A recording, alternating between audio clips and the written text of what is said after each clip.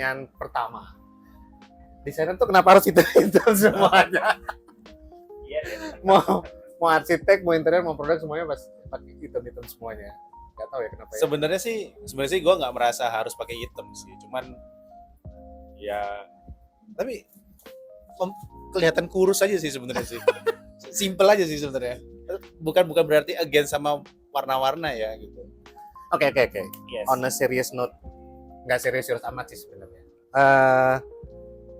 Kan kita selama ini lihat rumah-rumah sekarang itu makin lama makin modern gitu kan.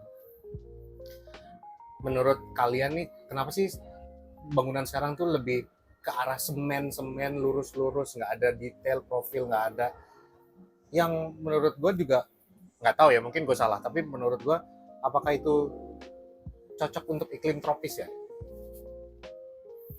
Pertanyaan yang menarik ya, karena itu juga kita rasakan tidak hanya di Jakarta, bahkan di Jogja ya. Ya itu, Bahwa semen semua kota akhirnya general ya. Hmm. Kita bisa menemukan di Jakarta, kita bisa menemukan di Jogja, kita bisa menemukan mungkin di Surabaya. Suatu fenomena yang bisa jadi karena juga standar ya. Jadi semua harus berbau standar, semua punya kiblat yang sama. Akhirnya bisa jadi referensi arsitek atau desainernya juga sama kan. Akhirnya mengeneralisir, akhirnya ya itulah yang dianggap bagus. Padahal kan masih banyak lagi alternatif lain yang bisa dikembangkan, masih bisa digali, khususnya juga mungkin kelokalan ya, yang bisa jadi sudah teruji akan ketropisan itu tadi. Mungkin dari Mas Felix ada tambahan? Tambah nggak?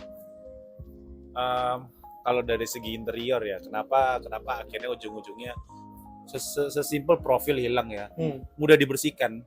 Sesimpel itu aja sih. Jadi mungkin orang juga mulai berpindah dari yang awalnya keriting-keriting gitu, tiba-tiba jadi saya maunya minimalis, semuanya minimalis gitu ya, karena lebih mudah dibersihkan.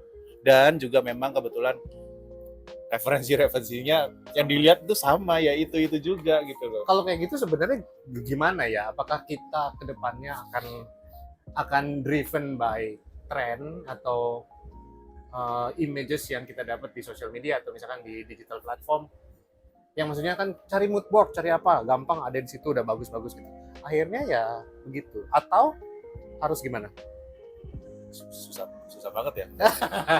Nggak, ini Coba, pendapat pribadi. Pas Eko dulu deh. Mas Susah sih, Eko Mas. loh. Tapi coba aku jawab ya. Jadi kan sebetulnya Agak deket kali. kita ngomong Indonesia kan sebenarnya kan beragam ya. Berbagai macam. Tapi mungkin juga karena pasar ya. Akhirnya kan untuk memudahkan dalam strategi bisnis dan lain sebagainya, akhirnya kan dibikin seragam. Otomatis kan dengan seragam memudahkan untuk pemasaran dan lain sebagainya, dan ya itu menjadi tantangan dari arsitek, tantangan dari desainer juga, bagaimana fenomena adanya berbagai material terus diseragamkan tadi bisa jadi hal yang bisa dikulik lagi ya ke depannya. Dan sebetulnya dengan bentuk yang sederhana, bentuk yang semen itu sama ketropisan gimana ya? Apakah melawan alam atau justru bisa selaras dengan alam kan? Terus kadang kan sekarang banyak yang bikin sesuatu yang melawan alam itu justru dianggap indah kan? Karena paling gampang kan ya udah bikin bangunan melayang itu jelas melawan alam. Bikin bangunan dari subtropis dipindah ke tropis itu kan jelas melawan alam kan. Dan ya nggak ada benar dan salah juga sebetulnya, tapi yang pasti kan ada pilihan dan konsekuensi kan. Bagaimana kita sudah memilih tadi misal melawan alam, ya konsekuensinya kita juga harus paham. Itu ngaruhnya juga ke, tadi kan Felix bilang susah dibersihin segala macam. Tapi kan Lex, kalau misalkan lu bikin sesuatu yang juga nggak sesuai iklimnya, itu juga jadi gampang kampias misal atau lembab, ujung-ujungnya juga susah dibersihin gitu. Ya jadi yang gua lihat juga memang ya karena referensi kita kan dari luar gitu. Sebenarnya kan seharusnya yang benar dalam bayangan saya itu adalah ya kita sudah ada tipikal rumah-rumah Nusantara nih, kemudian ya kita kembangkan, kita sesuaikan dengan kebutuhan modern gitu loh. Cuman yang kita lihat sekarang itu kan itu seperti terputus gitu loh. Yang ada itu kan ya kita ngelihat luar, yang baik seperti ini kita contoh luar, padahal jelas-jelas di luar iklimnya berbeda gitu. Iya betul. Gedung-gedung berkaca semua misalnya gitu, yang mungkin kalau di luar ya dia butuh sinar matahari panasnya untuk masuk karena dingin terus gitu. Nah, di sini kan panas banget. panas banget kan gitu kan. Karena gitu nanti malah akhirnya kerja AC-nya semakin Ya. berat gitu loh. Ya, gue rasa gitu sih. Tapi menurut kalian ya, sejauh mana sih klien itu mendikte bahasa desain yang kita kasih gitu ya? Dan sampai sejauh mana kalian mau mentolerir Oke. itu? Kalau dalam kasus gua kan kami kebanyakan mengerjakan commercial interior gitu loh. Jadi kami selalu membuat boundaries dari awal. Oke, interior ini untuk restoran atau cafe ini punya branding limitasinya sekian nih gitu loh. Namanya klien pasti akan memberikan referensi-referensi yang sebenarnya nggak nyambung ya. Cuman ya kita belajar gue gitu. kita kata dia belajar gitu kan. menolak dengan halus lah kayak Hmm. ini bagus Pak tapi nggak cocok seperti itu. Saya paham sih karena ya dia kan sudah bayar lah segala macam, dia punya ego masing-masing, apalagi kalau dia merasa oh ini restoran saya nih, saya harus mencurahkan seluruh jiwa raga di sini gitu loh, personal banget nih gitu loh. Tapi again kita kembali lagi ke boundaries branding itu gitu loh. Kalau memang ternyata nggak cocok ya jangan dipaksakan gitu loh, jangan membuat tempat ini tuh jadi malah berantakan. Kita memberikan yang terbaik untuk tempatnya, bukan untuk bapak sebenarnya, bukan untuk klien ya. Untuk Walaupun tempatnya. dia yang punya ya. Ya, tapi kan dia kan juga membuat branding sebagai batasan itu. Itu fungsinya pakai konsultan maksudnya ya. Ya, Mem- menjaga itu. menjaga. sebenarnya, ya. Iya, tadi jadi lagi mikir gitu, maksudnya sebagai seorang arsitek satu sisi harus terus berubah sesuai zamannya. Tapi satu sisi juga ada sisi mempertahankan identitas tadi kan, sesuai iklim, sesuai tempat dan lain sebagainya. Tapi sisi lain juga si klien ini maunya mungkin berbeda gitu. Ya duit gue maunya bangunan klasik di tengah pantai gitu misalnya gitu kan. Ya. Kalau jadi dapat klien seperti itu mau ambil nggak? Rumah kan, kalau Iya. saya pasti nggak ambil kok rumah, karena saya nggak ngerjakan arsitektur. Oke. Kalau saya. Kalau saya meeting sekali 2 kali dulu deh. Kalau bisa dapat visi misi yang sama, lanjut. Kalau enggak, saya rekomendasikan ke arsitek lain yang mungkin akan mau ngambil gitu. Sebenarnya gimana sih persaingan di profesi masing-masing gitu ya? Kalau lu di Surabaya tentu beda sama di Jakarta kan, Lex. Cara bermainnya juga mungkin berbeda gitu.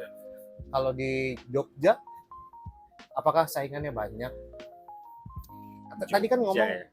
kalau orang mau bikin rumah paling hanya berapa persen sih mau bikin rumah? Betul. Itu kan berarti pasarnya kan sebenarnya tidak terlalu besar. Betul. Ya kalau kita compare ya antara Jakarta yang kota sudah metropolitan, Surabaya yang sudah menuju kota besar juga, Jogja belum ada apa-apanya. Jogja kan kota yang kecil.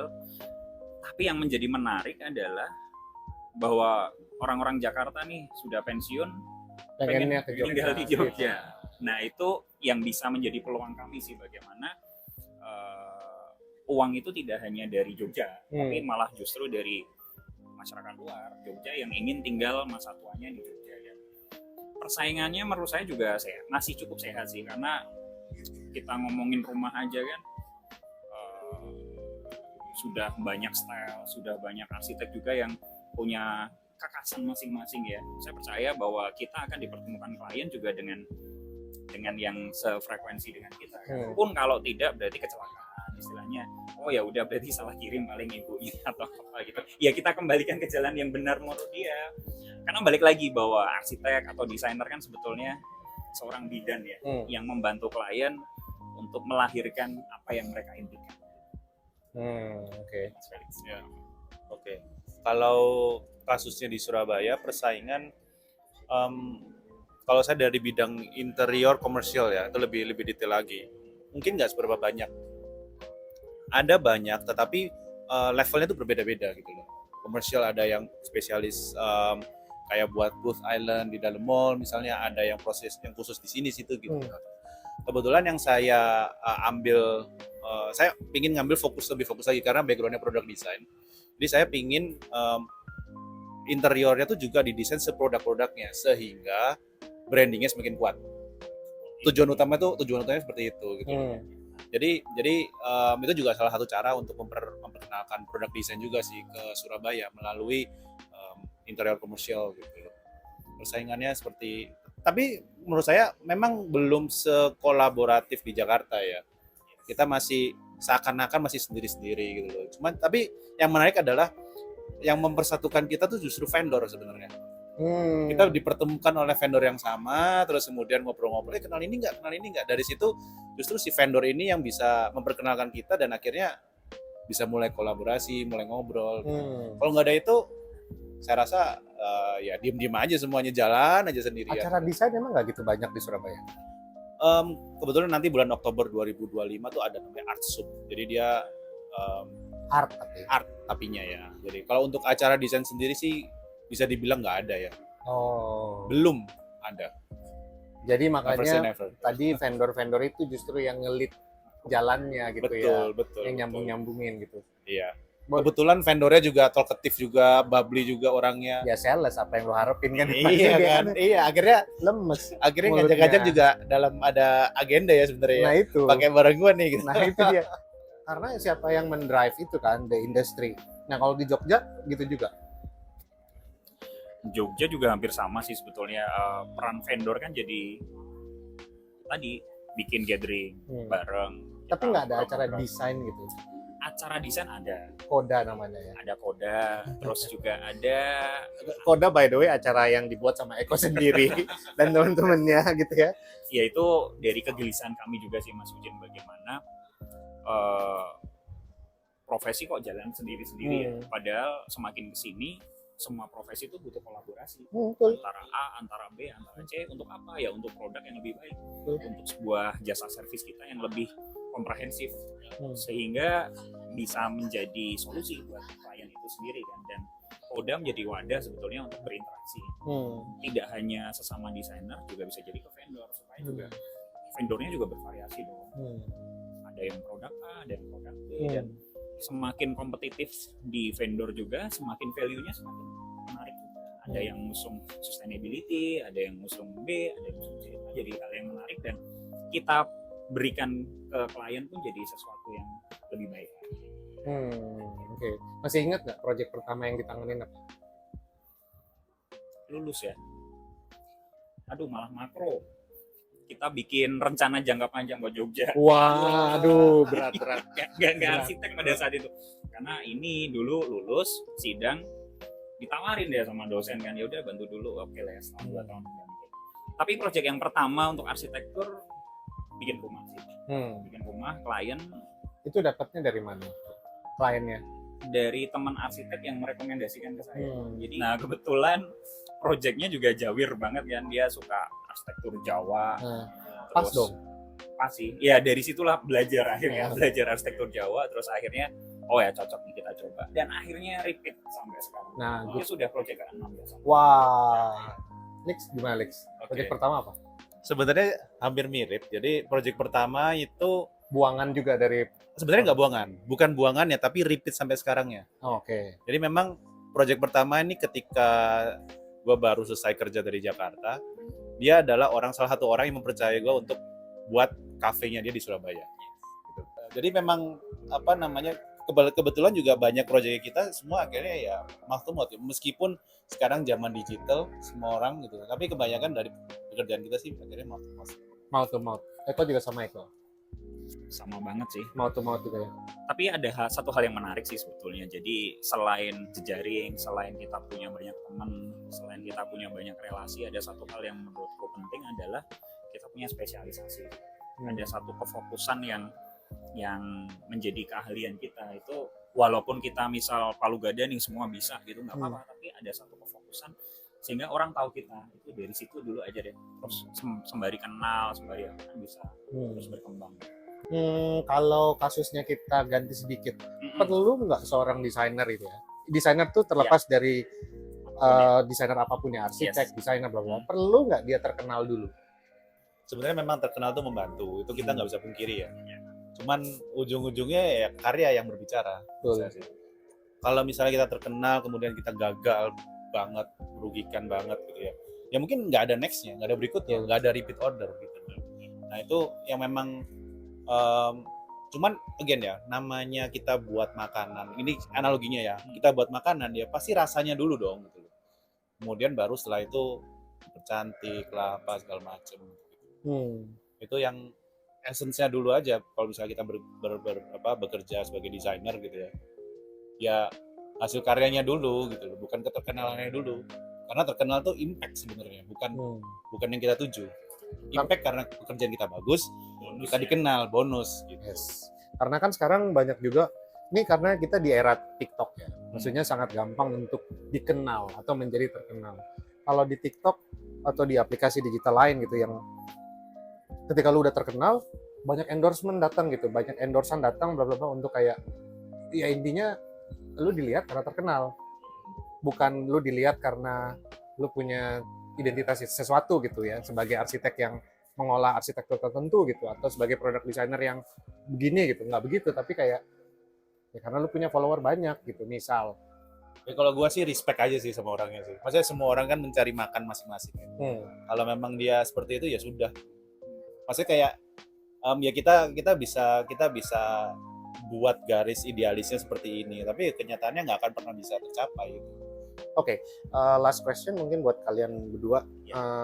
Di profesi masing-masing, apa ada yang pengen dikeluarin nggak unek-uneknya, atau misalkan bukan wejangan ya, kayaknya wejangan tuh ini banget ya, tapi maksudnya ada pesan nggak yang untuk Ada para sih. arsitek muda atau misalkan new Iya. designers?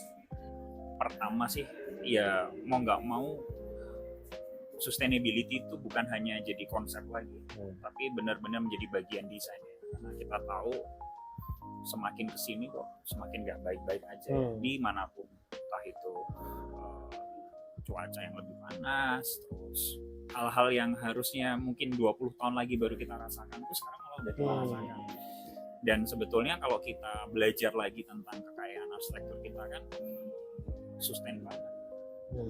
Keberlanjutannya tuh udah dipikir dan sudah melewati proses trial and error. Bisa jadi nih kekayaan itu bisa direinterpretasi atau menjadi inspirasi kita dalam mengembangkan produk-produk baru, mengembangkan desain-desain baru yang sebetulnya sudah diwariskan oleh para leluhur kita. Oke. Kalau gue lebih pragmatis aja ya. Siap. Pragmatis tuh apa, Lex? Bukan praktis ya, lebih apa ya bahasanya? Saklek, tapi apa? Bukan apa ya bahasa simpelnya? Lebih teknis. Iya, lebih teknis. Lebih teknis maksudnya. Ketika habis lulus, sebisa mungkin cari pengalaman dulu. Cari mentor ya. Cari mentor. Agak deketin, coba cari mentor. Cari mentor.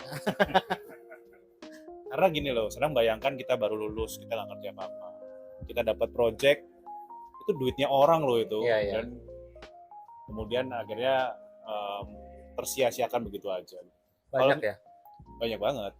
Bahkan malah ada, ya ini nggak jadi deh. Ya udah. Ini safe zone loh maksudnya. Maksudnya bukan hanya dari yang Ada baru lulus ya. Ya, oke lah. Iya. Iya, secara umum. Iya. Jadi memang itu. Kemudian kalau memang untuk desainers, menurut gua tuh lebih, kalau produk designers ya, kita harus lebih peka terhadap material. Kita harus membuka peluang berbagai macam material. Kita bisa lihat di Ivina ini juga ada beberapa macam material, mulai dari yang apa namanya, kopi, Iya ya, coffee leather itu, terus kemudian kalau plastik kita banyak lihat ya gitu, konkret bisa Single use dicampur-campur, plastik, iya. ada konkret. Jadi itu tuh potensi-potensi yang kita bisa dapat di Indonesia, selain memang natural resources-nya, kayu, rotan, dan lain sebagainya. Pernah dapat anak-anak yang nggak mengerti apa yang dikerjakan nggak? Selalu. Nggak tahu ya, sekarang tuh kayak jiwa menguliknya tuh kayak kurang gitu. Semua kayak diserahkan ke aplikasi, semua diserahkan ke Pinterest. Padahal kan di luar Pinterest tuh masih banyak sekali. Dan kita jalan kaki aja misal 20 menit ngamatin aja itu udah dapat banyak pelajaran yang sebetulnya bisa kita aplikasikan.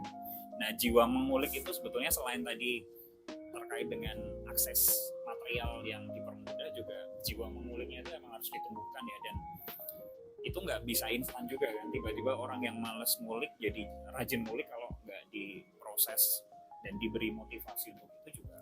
Sharing kan banyak sekali ya sekarang, tidak hanya dari satu media saja, berbagai media sudah bisa kita lakukan sharing. Jadi budaya berbagi itu menurut saya juga harus dibudayakan ya, bagaimana tidak hanya berbagi uang atau berbagi waktu itu, tapi bisa jadi juga berbagi inspirasi. Berbagi ilmu, berbagi pengetahuan ya.